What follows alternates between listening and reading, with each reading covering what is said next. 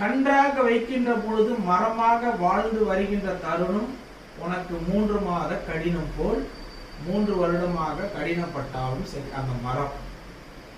அதன் பிறகு பூ பூத்து விடுகிறது. அந்த மரத்தில் வருகின்ற ஓலையும் நமக்கு தேவைப்படுகிறது.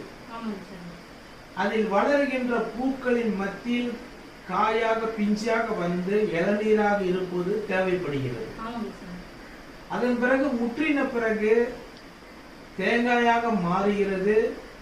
அந்த தேங்காயும் நமக்கு தேவைப்படுகிறது. அதில் மேலே இருக்கின்ற ஓடும் தேவைப்படுகிறது. அதற்கு மேலே இருக்கின்ற பஞ்சும் தேவைப்படுகிறது.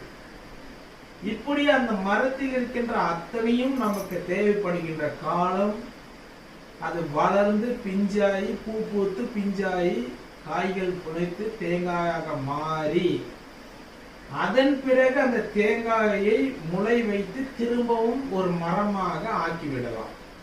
அது போலதான் உன் வாழ்க்கையில் 3 மாத கடினம் படிப்பு.